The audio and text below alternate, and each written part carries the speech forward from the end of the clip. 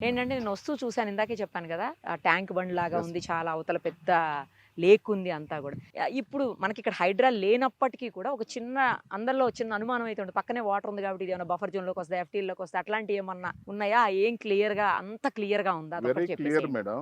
ఇది మనకు హైడ్రా అనేది మాకు జూన్ నుంచి వచ్చినటువంటి యాహ్! సినారియోస్ అన్నమాట. కరెక్ట్. బట్ ఇది మేము జనవరికే మేము ఎల్‌పి తీసుకోనున్నాం. హ్మ్. అంటే హైడ్రా కంటే ముందే మేము irrigation approval as per Hydraa norms ప్రకారంగా ప్రాజెక్ట్ మొత్తం మేము డెవలప్‌మెంట్ చేయడం జరిగింది. Number 1 point. నంబర్ 2 పాయింట్, ఇప్పుడు హైడ్రా వాళ్ళని రియల్‌గా స్వాగతించాలండి. హైడ్రా వాళ్ళు ఏమంటున్నారు? అయ్యా మీరు ఎఫ్‌టీఎల్‌లోకెళ్ళి కట్టుకోవద్దు అంటున్నారు. కరెక్ట్. ఎందుకంటే ఎఫ్‌టీఎల్‌లోకెళ్ళి కట్టుకున్నప్పుడు వాటర్ స్టోరేజ్ యాహ్! అయినా యాహ్! గానీ, స్టోరేజ్ కావాలన్నా గానీ ఇబ్బందులుంటాయి. కరెక్ట్. బఫర్ జోన్‌లో కట్టుకోవద్దన్నారు. ఇప్పుడు నా ప్రాజెక్ట్‌కి వచ్చేతలకి నేను ఎఫ్‌టీఎల్‌లో లేనండి. ఎఫ్‌టీఎల్ అనేది బ్యాక్ సైడ్ వస్తది. అవును.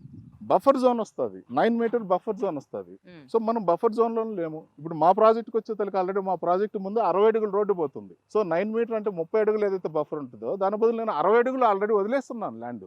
మా పట్టా భూమిని 60 అడుగులు వదిలేస్తున్నాం. ఓకే. సో, మాకు అటువంటి ఇష్యూస్ ఏం లేవు. అంటే హైడ్రా వాళ్ళు ఏందంటే ఉన్న రూల్స్‌ని పాటించమన్నారు. అవును. కరెక్ట్. సో, మేము ఆల్రెడీ లేఅవుట్ ఏసేటప్పటికే ఇది మేము అప్రూవ్డ్ పరంగా ఇరిగేషన్ డిపార్ట్మెంట్ నుంచి కానీ ప్రతిదీ అప్రూవల్ తీసుకొని మేము చేయడం జరిగింది. సో, మాకు హైడ్రా వల్ల మాకు ఎటువంటి ప్రాబ్లం లేదండి. రైట్. ఎందుకంటే ఇంకా మాకు ఒక బెనిఫిట్ ఏంటంటే ఇప్పుడు ఇటువంటి ట్యాంక్ హుస్సేన్ సాగర్ తర్వాత మనకు అంత మంచి పాండ్ అనేది డెవలప్ ఉందండి. మనం మాన్యువల్‌గా క్రియేట్ చేయాలంటే మన వల్ల అస్సలు కాదది. అవ్వదు. అది నేచురల్ అండి. న్యాచురల్. ఎందుకంటే అంత కాంక్రీట్ జంగిల్ అయిపోయిందండి. కరెక్ట్. ఇప్పుడు చూడండి, ఇప్పుడు ఆల్మోస్ట్ 2:30 అప్పుడు కూడా ఎంత చల్లగా ఉందో క్లైమేట్. అవును. అవును. బావుంది. ఇటువంటి క్లైమేట్ ఏంటంటే ఈ ట్యాంక్ ఉండడం అనేది ప్లస్ పాయింట్. ఇప్పుడు గవర్నమెంట్ కూడా ఏం చేస్తుందంటే ఈ ట్యాంక్ చుట్టూతో మనకు CC roads, walking tracks develop చేస్తుంది. ఓకే. సో ఇక్కడ కట్టుకున్న వాళ్ళు కూడా ఏంటంటే మార్నింగ్ లేస్తారు 6:00 అట్టా ఒక 2 రౌండ్లు వాకింగ్ చేశారనుకోండి, అద్భుతంగా ఉంటుంది. హెల్త్‌కి హెల్త్ కూడా. హెల్త్‌కి హెల్త్.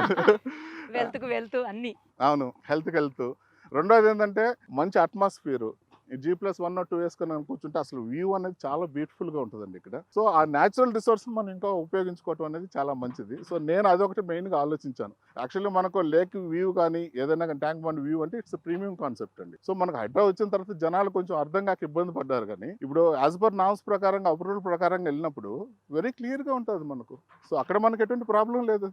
సో, నార్మ్స్ అన్నీ రూల్స్ ప్రకారంగా మనం డిఫైన్ చేసుకున్నప్పుడు we don't have any issues. Customer కూడా ఎటువంటి ఇబ్బంది లేదండి. ఇది పక్కా అప్రూవల్, బ్యాంక్ లోన్స్ ఉన్నాయి. సిదాసపేట టౌన్‌లో ఉన్నాం. సో, వెరీ క్లియర్‌గా ప్రాపర్టీ అండి.